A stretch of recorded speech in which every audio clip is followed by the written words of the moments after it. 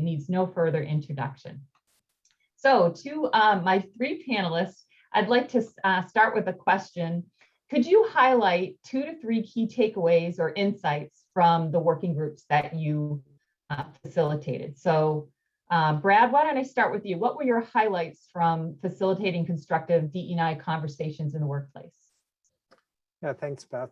You know, it's a really engaging discussion. I think this is an area that I think, as we saw in some of the earlier presentations, that companies have really kind of focused a lot of attention on, given the events over the past year. And I think, as Sarah highlighted, you know, individuals, employees may be somewhat hesitant to engage in these conversations for fear of saying the wrong thing or just the discomfort that they often involve. But I think companies realize that there's real value in having authentic conversations around things that are happening in this space.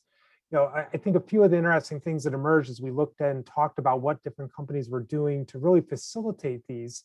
You know, one is, you know, really adopting both what I would call kind of a top-down and bottom-up approach, right? So certainly a lot of the attention is focused on leaders and managers and really kind of giving them the training and toolkits necessary to have these conversations with their employees. But at the same time, also kind of focusing on kind of these bottom-up efforts. You know, Ethan talked about some of the listening channels that companies are employing to, you know, kind of get those insights from employees that then feed into what should be the content of these conversations. What are those areas that, you know, managers should be talking about with their employees, but also other ways to engage bottom-up in terms of looking to ERGs, for example, to really help facilitate these efforts to expand the reach and audience of who gets involved in these conversations, sessions, et cetera. So, you know, really that, I think, combination is powerful of, you know, leaders are important, but also recognizing and engaging kind of a grassroots efforts.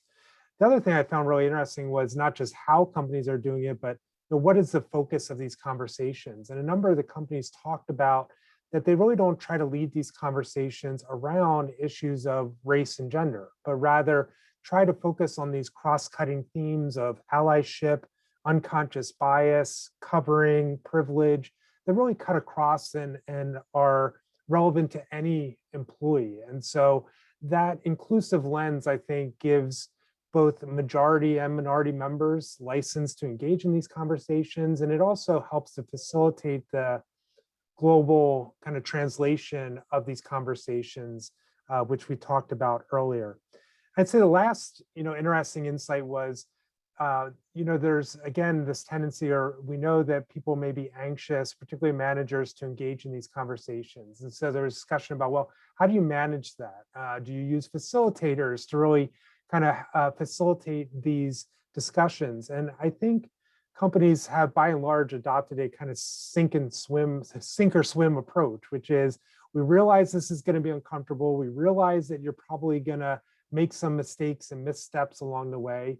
And as been discussed in some of the other presentations, really trying to promote a growth mindset where that's okay. We want you to just be authentic, really jump into these.